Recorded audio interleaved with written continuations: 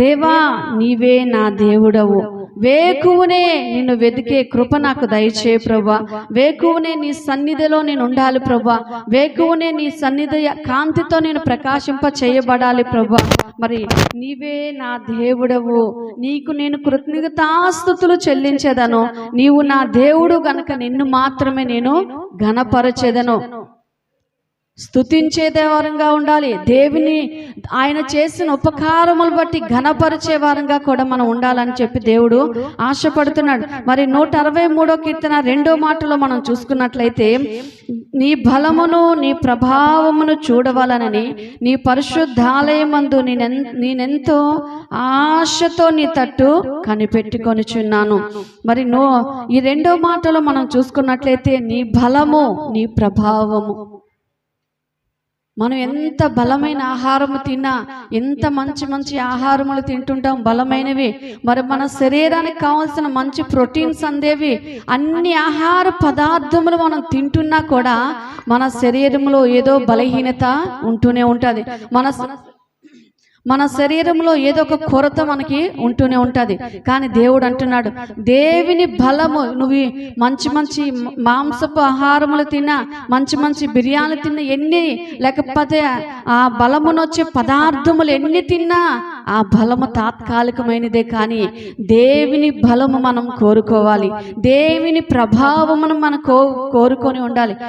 దావీదు అదే అడుగుతున్నాడు, దేవా నీ బలము నాకు దయచే ప్రభా, నీ ప్రభావము నాపై కుమ్మరించు ప్రభా, నీ సన్నిధి కాంతిలో నేను ఉదయింప చేయాలి ప్రభా, నీ పరిశుద్ధాలయములో నేనెంతో ఆశతో నేను కనిపెట్టే మహిమలో నన్ను నడిపించు ప్రభా అని దావీదు మరి తన అరణ్య యాత్రలో ఉంటున్న సందర్భములో దావీదు దేవుని అడుగుతున్నాడు, నీ బలము నాకు ఇవ్వు ప్రభా, నేను బలహీనుడు నాయన, బలము లేనివాడిని ప్రభా, నీ ప్రభావముతో నన్ను నింపినప్పుడు నాలో మరి రక్తస్రావణ స్త్రీ మరి అంతమంది జన సమూహం ఉన్నప్పుడు మరి అందరూ కూడా అక్కడ ఎంతో దేవుని మహిమపరుస్తూ, దేవుని ఆరాధిస్తూ, దేవుని కొనియాడుతూ, దేవుని స్తుతిస్తున్న సందర్భంలో దేవుని మీద అనేకులు ఇప్పుడు వేల కోల్ది సంఖ్యగా ఉన్నప్పుడు ఆ ప్రజలు ఏం చేస్తుంటే తోసులాంటి ఉంటుంది, వెనక్కి ముందుకు తోసుకుంటూ ఉంటారు. అదే విధంగా మరి దేవుడి చుట్టూ కూడా ప్రజలే, దేవుడి చుట్టూ కూడా దేవుని సన్నిధిలో దేవుని దగ్గర మహిమ పరిచేవారు ఉంటున్నారు, దేవుని స్తుతించేవారు ఉంటున్నారు. ఆ సమాజం అంతటిలో కూడా అక్కడ ఆ కూడికలో అందరూ చుట్టుపక్కల ప్రజలే ఉన్నారు. అప్పుడు ఆ సందర్భంలో మరి 12 సంవత్సరాలు రక్తస్రావణ స్త్రీ ఏం చేసిందండి, దేవుని వస్త్రపు చెంగు మాత్రమే ముట్టుకుంది. వచ్చి దేవుని పాదాలు పట్టుకోలేదు, లేకపోతే దేవుని దగ్గరికి రాలేదు, దేవుని చేతులు పట్టుకోలేదు, ఇంకేమో చేయలేదు. కానీ దేవుని వస్త్రపు చెంగు ముట్టుకోగానే ఆమెకు స్వస్థత కలిగింది. దేవుడు అది గమనించి వెంటనే అంటున్నాడు, ఆ శిష్యులతో అంటున్నాడు, అయ్యా నాలో ప్రభావం పోయింది. అంటే దేవునికి తెలియదు ఆ ముట్టుకుందని, తెలుసు. కానీ దేవుని ప్రభావము ఆమెలోకి వెళ్ళిన అంతవరకు కూడా ఆమెకు స్వస్థత లేదు, అంతవరకు కూడా ఆమె బలము లేదు, అంతవరకు కూడా బలహీనురాలే, అనారోగ్యంతోనే ఉన్నది. ఎప్పుడైతే దేవుని వస్త్రపు చెంగు ముట్టుకుందో ఆమెకు స్వస్థత కలిగింది, ఆమె బలము పొందుకుంది, దేవుని ప్రభావము చేత ఆమె ఉత్తేజింపబడింది. దేవుని స్తోత్రం, హల్లెలూయా. మనము కూడా కొన్ని సందర్భాల్లో బలము లేని వారంగా ఉంటాం. కొంచెం ఆరోగ్యం బాగలేనప్పుడు ఎంతో బలహీనులమైపోతాం. ఎన్నో రోజులుగా మంచం పట్టినంత బలహీనులమైపోయి సందర్భాలు కూడా మన జీవితాల్లో ఉంటాయి. కానీ ఆ బలము మరలా మనము ఏదో విధంగా సంపాదించుకోవచ్చు. కానీ దేవుని బలము మనం సంపాదించుకున్నప్పుడు, దేవుని ప్రభావమును మనం పొందుకున్నప్పుడు దేవుని దగ్గర ఆశీర్వాదాలు కూడా మనం ఆ విధంగానే పొందుకోవడానికి దావీదు మరి ఆ విధంగా పొందుకొని ఉన్నాడు. దేవా నీ బలము నాకు దయచే ప్రభా, వేకువనే నిన్ను వెతికే కృప నాకు ఇచ్చినప్పుడు నీ బలము నేను పొందుకుంటాను ప్రభా. వేకువనే నీ సన్నిధిలో నేను ఆరాధించినప్పుడు నీ ప్రభావముతో, నీ సన్నిధితో, నీ పరిశుద్ధాత్మతో నింపబడతాను ప్రభా. నీ పరిశుద్ధ ఆలయము తట్టు నేనెంతో ఆశతో నేను కనిపెట్టుకొనిచున్నానని దావీదు మరి దేవుని అడిగినట్టుగా నీవు నేను కూడా ఆ విధంగా అడగగలుగుతున్నామా? మరి దావీదు మరి ఎంతో శత్రువు సైన్యము తరుగుతున్నప్పుడు ఆ భయము చేత అరణ్యంలోకి వెళ్ళిపోయాడు. అరణ్యంలోకి వెళ్ళిపోయి ఆ శత్రు భయము చేత అతను భయపడుతున్నా కూడా దేవుని ప్రభావం మీద ఆశపడుతున్నాడు. దేవుని బలము పైన మనస్సు పెట్టి ఉన్నాడు. మరి అటువంటి ఆశీర్వాదము నీవు నేను పొందుకోవాలి అంటే, మరి అటువంటి కృపలో నీవు ఉండాలి అంటే, మరి కీర్తన 127 కీర్తన 4వ మాటను మనం చూసుకున్నట్లయితే, 127 కీర్తన 4వ మాట, 27 కీర్తన 4వ మాట, యెహోవా యొద్ద ఒక వరం అడిగితిని, దానిని నేను వెదుకుచున్నాను. యెహోవా ప్రసన్నతను చూచుటకు నా జీవిత కాలమంతయు నేను యెహోవా మందిరములో నివసింపగోరుచున్నాను. దేవునికి స్తోత్రం, హల్లెలూయా. మరి దావీదు దేవుని అడుగుతున్నాడు, దేవా నీ దగ్గర నేను ఒక వరం అడుగుచున్నాను ప్రభా. నా జీవిత కాలమంతయు కూడా నీ ప్రసన్నతతో నింపబడాలి ప్రభా. నా జీవిత కాలమంతయు కూడా నీ మందిరములో నేను నివసింప చేయాలి ప్రభా. మరి దేవుని వాగ్దానం ఉంది, నీ సన్నిధిలో ఒక్క దినము గడుపుట 1000 దినాల ఆశీర్వాదం మనకు దేవుడిస్తాడు. మనం ఒక్క రోజంతా గడుపుతున్నామా?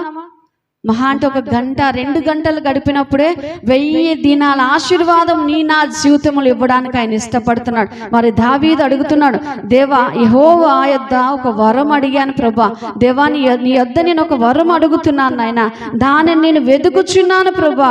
నీ ప్రసన్నతతో నన్ను నింపు నాయన, నీ సన్నిధి కాంతితో నన్ను ప్రకాశింపచేయు ప్రభా. నా జీవిత కాలం అంతా కూడా నీ సన్నిధిలోనే నేను ఉండాలి ప్రభా. నీ మందిరములోనే నేను నిన్ను మహిమపరచాలి ప్రభా. నీ మందిరములోనే నేను స్తుతించే వాడిగా నేను ఉండాలి. నీ మందిరములో నీ నామమును బట్టి నేను ఘనత పొందుకునే వాడిగా ఉండాలి ప్రభు అని దేవుని ఎంతగానో మహిమపరుస్తున్నాడు. దేవుని దగ్గర మనం ఒక వరాన్ని అడగాలి. వరాన్ని అంటే పాటలు పాడే వరము, వాయిద్యాలు వాయించే వరము, మందిర పరిచర్య చేసే వరము, మరి సేవకులతో సహకరించే వరము, సువార్త పనిలో ఒక వరము, భాషలతో మాట్లాడేది ఒక వరము, ప్రవచించేది ఒక వరము, ఎన్నెన్నో వరాలు ఉంటాయి.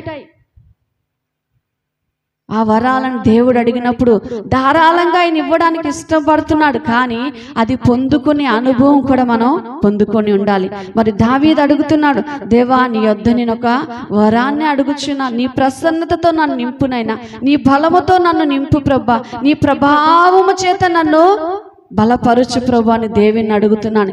ఈరోజు నేను కూడా నిజమే ప్రభా, దావీదు అడుగుతున్నట్టుగా నేను కూడా నీ బలముతో నన్ను నింపునైనా, నీ ప్రభావము చేత నన్ను ఆశీర్వదించునైనా, నీ ప్రసన్నతతో నన్ను తాకు ప్రభు అని ఎప్పుడైతే దేవుని బలము మనం పొందుకుంటామో, దేవుని ప్రసన్నతతో మనం నింపబడతామో, ఆయన బలము, ఆయన ప్రభావం, ఆయన సన్నిధితో నువ్వు ఎప్పుడైతే నింపబడి తాకబడి ఉంటావో నీలో ఉన్న బలహీనతలు పారిపోతాయి. నీలో దేవునికి ఏవైతే విరోధంగా ఉన్నాయో వాటన్నిటిని దూరపరుచుకునే మహిమలో నీవు నింపబడుతుంటావు. అటువంటి ఆశీర్వాదం, అటువంటి కృపను అనుభవించాలి అంటే మరి 23వ కీర్తన 6వ వచనములో మనం చూసుకున్నట్లయితే, నేను బ్రతుకు దినములన్నీ కృపాక్షేమములే నా వెంట వచ్చెను, చిరకాలము యెహోవా మందిరములో నేను నివాసము చేసేదను. దేవునికి స్తోత్రం, హల్లెలూయా. దేవుడు మరి దావీదు మాట్లాడుతున్నాడు, నేను బ్రతుకు దినములన్నీ కూడా కృపాక్షేమముల చేత నన్ను నింపు ప్రభా, చిరకాలము నేను నీ మందిరములోనే నివాసము చేయాలి ప్రభా, నీ సన్నిధిలోనే నేను ఉండాలి ప్రభా అని చెప్పి దావీదు అడుగుతున్నాడు. మరి దావీదు అడుగుతున్నట్టుగా మనం ఏ రోజైనా ఒక్క రోజైనా ప్రభువా చిరకాలము నీ సన్నిధిలోనే నేను ఉండాలి ప్రభా, ప్రతి ఆదివారం క్రమం తప్పకుండా నీ సన్నిధిలో ఉండాలి నాయనా, దేవుని ఆజ్ఞను అనుసరించి నేను నడుచుకోవాలి ప్రభా, నీ చిత్తము నెరవేర్చేదానిగా నేను ఉండాలి, నీకు ఇష్టానుసరైన జీవితం నేను కలిగి జీవించాలి ప్రభా అని ఏ రోజైనా మనం ప్రశ్న వేసుకున్నామా? మరి దావీదు అడుగుతున్నాడు, చిరకాలము నేను దేవుని మందిరములో ఉండాలి, నీ కృపాక్షేమముల చేత నన్ను నింపు ప్రభా. ఎప్పుడైతే దేవుడి దగ్గర ఒక వరమును అడుగుతావో, దేవుని మందిరములు ఎప్పుడైతే నువ్వు నివాసము చేస్తావో, అప్పుడు దేవుడు నీకు చిరకాలము ఆయన సన్నిధిలో కృపాక్షేమముల చేత నేను నింపడానికి ఆయన ఇష్టపడుతున్నాడు. దేవుని స్తోత్రం, హల్లెలూయా. ఆ కృపాక్షేమముల చేత ఎప్పుడైతే నింపబడతావో, నీ ఇంటిలో ఉన్న ఆర్థిక తొలగిపోతుంది, నీ వ్యాపారంలో, నీ ఉద్యోగంలో నువ్వు ఏ పని చేస్తున్నా కూడా సమృద్ధి ఇవ్వడానికి దేవుడు ఇష్టపడతాడు. ఎందుకంటే ఆయన కృప నీ వెంబడ ఉంటుంది, ఆయన కృప నీ ఇంటిలో ఉంటుంది, ఆయన కృప నీ పిల్లల మధ్యలో ఉంటుంది, ఆయన కృప నీ కుటుంబంలో, నీ భర్తలో, నీ పిల్లలలో, నీ భార్యలో కూడా ఉండడానికి ఇష్టపడుతున్నాడు. ఆయన కృప నీ ఇంటిలో ఉన్నప్పుడు, ఎటువంటి దేవుని సన్నిధి నీ ఇంటిలో ఉన్నప్పుడు సాతాను ఏమాత్రం కూడా మన ఇంటి ఛాయల వైపు చూడడానికి కూడా అవకాశం లేదు.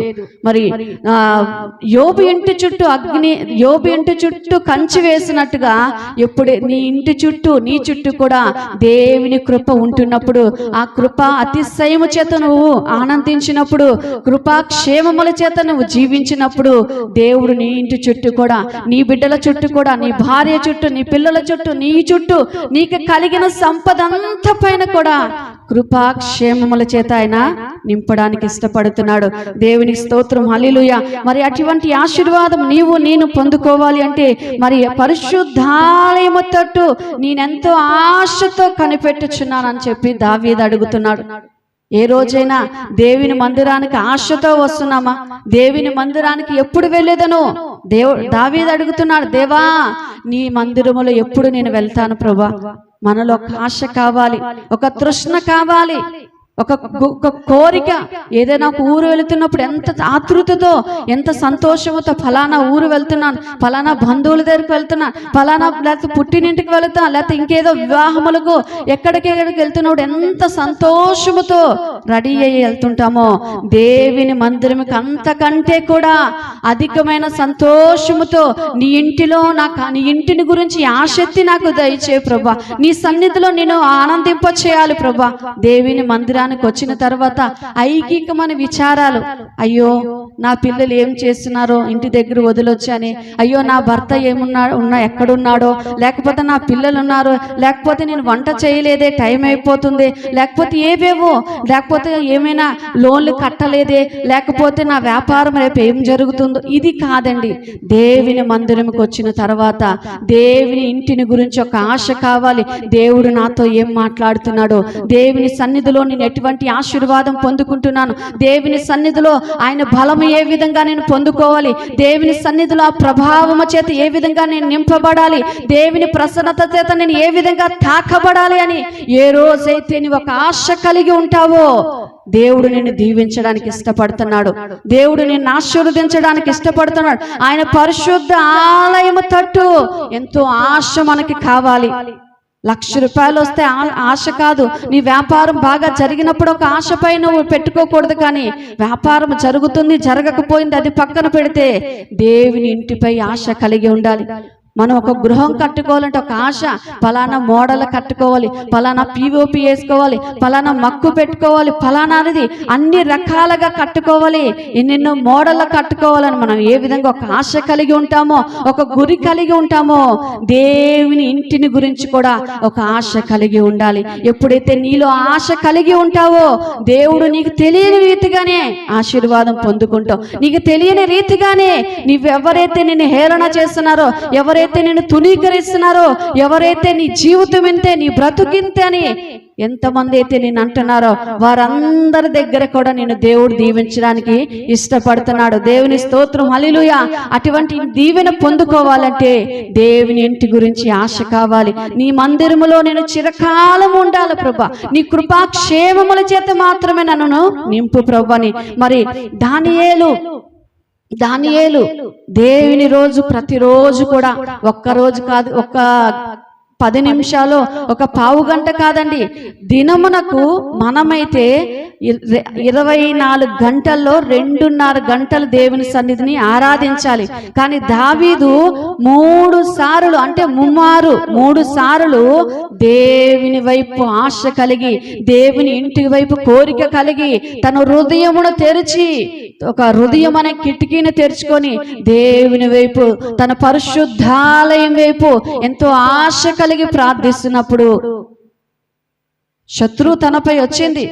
ఎంతగానో తన ప్రార్థన చేయకూడదని, మరి అక్కడ ఎంతగానో వారు వేరొక దేవిని ఆరాధించకూడదని వారు ఆ రాజు ఎంతగానో ఆజ్ఞ ఇచ్చాడు. కానీ నేను నమ్మిన దేవుడు ఆయన బలమును నేను పొందుకోవాలి, నేను నమ్మిన దేవుడు ఆయన ప్రభావంతో నింపబడాలి, నేను నమ్మిన దేవుడు ఆయన సన్నిధితో నేను తాకబడాలని ఆయన ఇంటిని గురించి ఆశ కలిగి ఉన్నాడు గనుక దానియేలు మరి ప్రతిరోజు ముమ్మారు తన యెరూషలేము తట్టు తన చేతులెత్తి తన హృదయమును తెరిచి ఆ పరిశుద్ధాలయం వైపు ప్రార్థించేవాడు గనుక మరి ఎంతగానో మరి శత్రువులు ఆ విధంగా చేయకూడదని సింహాల బోనులో వేసి ఉన్నారు. కానీ సింహాల బోనులో వేసినా కూడా దావీదు ప్రార్థించే దేవుడు ఎవరండి? ప్రార్థన వినగల దేవుడు. దావీదు శత్రువులు సహితము కూడా దానియేలు ప్రార్థించే దేవుడు దానియేలు ప్రార్థించే దేవుడు ఎటువంటి వారంటే శత్రువునైనను సహితము కూడా దేవుని దగ్గరికి రావాల్సిన వారే, శత్రువు పారిపోయేటట్టు చేయగలవాడు. అటువంటి దేవుడు గనక మరి ఆ సింహాల బోనులో వేయినప్పుడు సింహాలు ఎంతో ఆకలితో ఉన్నాయి, వెంటనే ఏది దొరికితే తినాలని ఉన్నాయి. కానీ దేవుడు దానియేలు ప్రార్థన విన్నాడు గనకే ఆ సింహాల సైతము కూడా మౌనమైపోయాయి. ఎవరైతే సింహాల బోనులో వేయించారో చక్కగా దానియేలు ఆ రాత్రంతా కూడా దేవునితో మహిమపరుస్తున్నాడు, దేవుని ప్రభావమును పొందుకుంటున్నాడు, దేవుని బలమును అడుగుతున్నాడు, ఆయన ప్రసన్నతతో నింపబడి చక్కగా దేవుని ఆరాధిస్తున్నాడు. ఆ ఆరాధనే రాజు సహితము కూడా నడిపించింది ఆయన దగ్గరికి. వెంటనే విడుదల పొందుకున్నారు. ఎవరైతే దానియేలును సింహాల బోనులో వేశారో వారి పిల్లల సహితము కూడా అదే సింహాల చేతికి దేవుడు అప్పగించాడు. దేవుని స్తోత్రం, హల్లెలూయా. ఈ రోజు నీపై ఎటువంటి శత్రువుగా ఉన్నా, ఏ శత్రు సైన్యం నీపై వస్తున్నా కూడా మనం భయపడనవసరం లేదండి. దానియేలు చేసిన ప్రార్థన, దానియేలు నమ్మిన దేవుడు, దావీదు ఆశ కలిగి ఆరాధిస్తున్న దేవుడు, ఈ రోజు ఆ దేవుణ్ణి మనము కూడా ఆరాధిస్తున్నాం, ఆ దేవుణ్ణి మహిమపరుస్తున్నాం, ఆ దేవుణ్ణి దేవాలయంలోకి వచ్చి మహిమపరుస్తున్నా గనుక ఈ రోజు నీవు నేను కూడా మన శత్రువు మరి ఎటువంటి వారైనా కూడా దేవునికి అప్పగించినప్పుడు దేవుడే చూసుకుంటాడు. మనం ఎంతటి వారమండి? తిడితే 4 తిట్లు తిడతాం, కొడితే 4 దెబ్బలు కొడతాం, ఇంకేదైనా మనస్పర్ధలు తప్ప ఏమి చేయలేం. కానీ దేవునికి అప్పగించుకుంటే దేవుడే సమస్తాన్ని ఎరిగిన వాడు, ఎవరికి ఏది వడ్డించాలో ఆయనకు సమస్తము తెలుసు. మరి అంటారు చాలా మంది, వడ్డించేవాడు మన వశమైతే ఎక్కడనున్నా ముక్కలు మనకే, దూరం ఉన్నా కూడా ముక్కలు మనకి వేస్తారు. ఎందుకంటే వడ్డించేవారు మనకు తెలిసిన వాళ్ళైతే. అట్లా దేవుడే నువ్వు ఆనుకొని ఉన్నప్పుడు నీ సమస్తము, నీ బాధ, నీ శత్రు పరిస్థితి ఏదైనప్పటికీ దేవుని చేతికి అప్పగించుకున్నప్పుడు దేవుడు ఎవరికి ఏది చేయాలో ఆయనకు అన్నీ తెలుసు. దావీదు ఒకటే అడిగాడు. మరి కొంచెం మనం కిందకు వచ్చినట్లయితే మరి ద్వితీయోపదేశకాండము 28:7 మనం చూసుకున్నట్లయితే,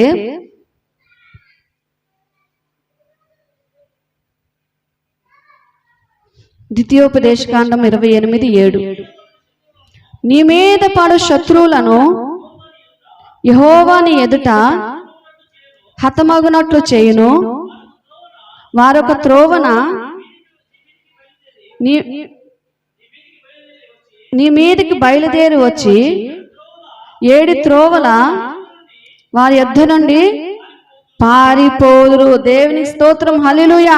మరి ఇక్కడ మనం చదువుకున్న మాట, మరి వారంట మనపై ఒక్క త్రోవనే వస్తారంట.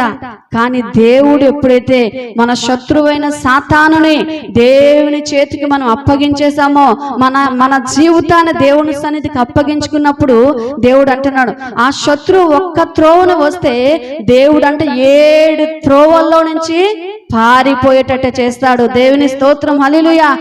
నీ శత్రువు గురించి నువ్వు భయపడనవసరం లేదు. మరి దావీదు అయితే భయపడలేదు. శత్రువు తరుముతున్నప్పుడు దేవుని ఆనుకొని ఉన్నాడు, దేవుని స్తుతిస్తున్నాడు. శత్రువు వెనక వస్తున్నాడని అటువైపు ఆలోచన చేయలేదు. కానీ దేవుడు తప్పించగల దేవుడు నాతో ఉన్నాడు, దేవుడు నా శత్రువుపై విజయం ఇవ్వగలడనే దేవునిపై నమ్మకము కలిగి ఉన్నాడు, ఒక విశ్వాసము కలిగి ఉన్నాడు. నీవు కూడా శత్రువైన సాతానుపై నువ్వు భయపడనవసరం లేదు. అయ్యో నాకేమైతుందో, నా పరిస్థితి ఏంటో, నా జీవితం ఏంటో అని ఏ రోజు మనం కలత చెందనక్కర్లేదు, ఏ రోజు దిగులు చెందనక్కర్లేదు. దేవునిపైనే, ప్రభా నీపైనే నేను ఆనుకొని ఉన్నాను నాయన, నీవే నాకు సహాయకుడు ప్రభా, నా జీవితంలో సమస్తము ఎరిగి ఉన్నవాడు నీవే గనక నీవే నాకు సహాయం చే ప్రభాని ఎప్పుడైతే ఆ 7 త్రోవలు పారద్రోలే దేవుని నువ్వు ఎప్పుడైతే అనుసరించి నడుచుకొని ఉంటావో శత్రు పారిపోవటకు దేవుని మందస్సు ఎదుట ఎటువంటి దాగోను నిలవలేదండి. దుష్టుడు ఎవడు తరుమ కంటేనే దూరంగా పారిపోయేటట్టు మనం చేయలేము, దేవుడు మాత్రమే చేస్తాడు. దావీదు భయపడ్డాడా? భయపడలేదు. శత్రువు చంపడానికి వస్తున్నాడు, చంపేస్తాడు, ఇంకా అయిపోయింది అనుకున్నాడా? కానీ అంత భయంకరమైన పరిస్థితిలో ఉన్న దేవుడి బలాన్ని కోరుకున్నాడు, దేవుని ప్రభావం చూడడానికి ఇష్టపడ్డాడు, దేవుని ప్రసన్నతతో నింపబడ్డాడు, దేవుని పరిశుద్ధ ఆలయం వైపు చేతులెత్తి దేవుణ్ణి మహిమపరుస్తున్నాడు. ఈ రోజు శత్రువైన సాతానుపై నువ్వు భయపడి నీ జీవితం ఏమైపోతుందో, నా బ్రతుకు ఏమైపోతుందో నేను ఇంతే అనుకోవసరం లేదు. కానీ నా పక్షంగా యుద్ధము చేయుటకు దేవుడున్నాడు.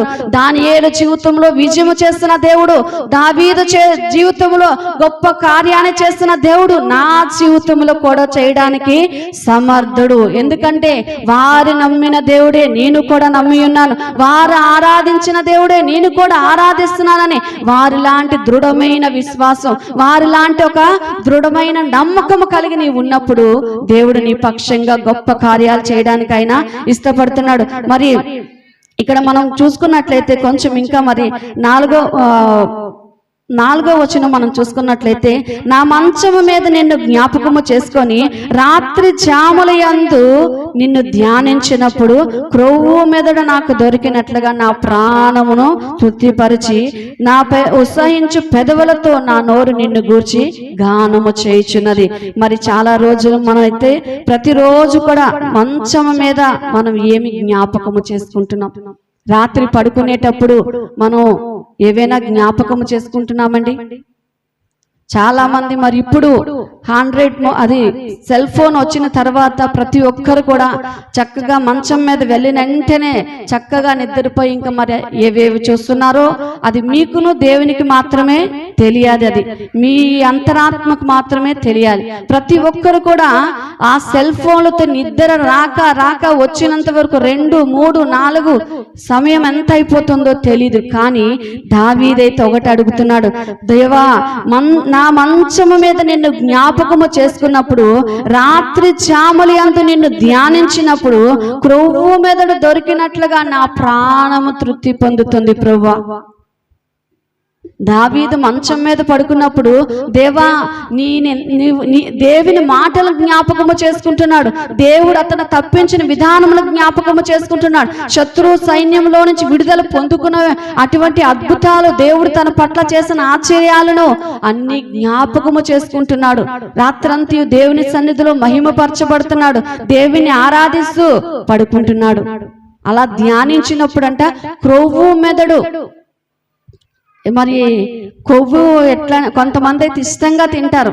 ఆ క్రొవ్వు మెదడు అంటే ఆ కొవ్వు, ఆ మెదడుకి కొవ్వు కలిగి ఉన్నప్పుడు అంటే అది ఎంత రుచికరంగా ఉంటుందంట. ఆ రుచికరమైన పదార్థం ఎంత రుచిగా ఉంటుందో అటువంటి ధన్యకరమైన ఆశీర్వాదం దేవుడు మనకి ఇవ్వడానికి ఇష్టపడుతున్నాడు. దేవుడు మరి అటువంటి ఆశీర్వాదం నీ ప్రాణమును కావాలి అంటే, అటువంటి మహిమలో నీవు నిలవబడాలంటే, అటువంటి ధన్యతను నీవు పొందుకోవాలంటే, ఎవరైతే దానియేలు వలె దేవుని సన్నిధిలో ఆరాధిస్తారో, ఎవరైతే దానియేలు వలె ముమ్మారు ప్రార్థన చేయడానికి ఇష్టపడతారో, ఎవరైతే శత్రువును పక్కన పెట్టి దేవుని సైతం సైతానికి దేవునికి మాత్రమే లోబడి వారి జీవితాన్ని అప్పగించుకుంటారో మనకి కూడా దావీదుకి దొరికినట్టుగా క్రొవ్వు మెదడు నీ జీవితంలో దొరుకుతుంది. అనేకమైన మేలులు చేయడానికి ఆయన మాటలు జ్ఞాపకము చేసుకున్నప్పుడు, ఆయన ధ్యానించినప్పుడు నీకు సంతోషము కలుగుతుంది. అయ్యో, ఈ ఆదివారం దేవుడు నాతో మాట్లాడాడని రాత్రి నువ్వు పడుకున్నప్పుడు ఎప్పుడైతే ఈ మాటలు, దైవ సేవకులు చెప్పిన మాటలు నువ్వు తలపోసుకుంటావో, మరలా అవి ఎంతనా నువ్వు గుర్తు చేసుకున్నప్పుడు ఆ మాటలలో నీకు నెమ్మది కలుగుతుంది. నీ హృదయంలో నెమ్మది లేక ఇంట్లో కొట్లాటలతో, మనస్పర్ధాలతో, భార్యాభర్తలు, అత్తాకోడలతో, అత్తామామలతో ఎన్నెన్నో కొట్లాటలతో, మనస్పర్ధాలతో నింపబడిన నీ జీవితంలో ఎప్పుడైతే దేవుని మాటలు నువ్వు తలపోసుకొని ఉంటావో, దేవుని మాటలు ఎప్పుడైతే నువ్వు ధ్యానించుకొని ఉంటావో, అప్పుడు నీకు ఆనందము కలుగుతుంది. అప్పుడు నీ హృదయానికి నెమ్మది కలుగుతుంది. దేవుని ఆత్మచేత నువ్వు తాకబడుతుంటావు. రాత్రి మంచి దర్శనాలతో నింపుతాడు.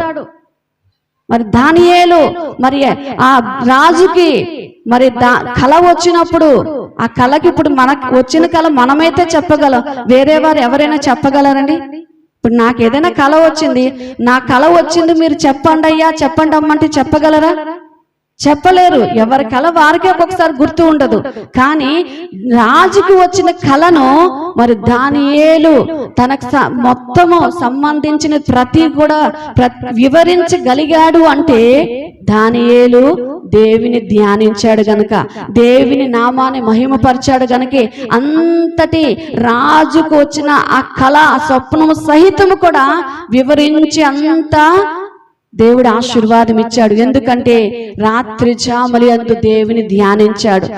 మంచమ మీద పడుకున్నప్పుడు మరి దావీదు అంటాడు, దేవా నా మంచమ మీద నిన్ను జ్ఞాపకము చేసుకుంటాను ప్రభా. ఏ రోజైనా మనం జ్ఞాపకము చేసుకుంటున్నామా? ఏ రోజైనా దేవుని మహిమపరుస్తున్నామా? మరి దావీదు లాంటి మనస్సు మనము కలిగి ఉన్నప్పుడు, దావీదు లాంటి ఆశీర్వాదం మనం కలిగి ఉన్నప్పుడు, మరి 9వ వచనంలో చూసుకున్నట్లయితే, నా ప్రాణమునకు నశింప చేయవలనని వారు దాన్ని వెతుకుచున్నారు, వారు భూమి కిందన్న చోట్లకి దిగిపోదురు. నా ప్రాణము తీయాలని అనేకులు నశింప చేయాలని సాతాను ఎంతగానో, శత్రువు ఎంతగానో వెనుకలాడుతూ, మరి ఇప్పుడున్న రోజులు ఎంతో భయంకరమైన దినాల్లో మనం ఉంటున్నాం. సాతాను తిరుగులాడుతూ ఎప్పుడు ఎవరి ప్రాణమును తీయాలి, ఎవరిని నరకములోకి వెయ్యాలి అని చెప్పి తిరుగులాడుతూ ఉంటుంది. మనము కూడా శత్రువు అనే సాతానికి మన జీవితం అప్పగించకుండా దేవునికి మాత్రమే మన జీవితాన్ని, మన హృదయమును, మన తలంపులు, మన ఆలోచనలు కూడా ఎప్పుడైతే దేవుని సన్నిధికి నువ్వు అప్పగించుకొని ఉంటావో, దేవునికి ఇష్టానుసారంగా జీవించినప్పుడు ఆయన ప్రభావమును, ఆయన బలమును, ఆయన సన్నిధిని నువ్వు అనుభవించడానికి ఆయన ఇష్టపడుతున్నాడు.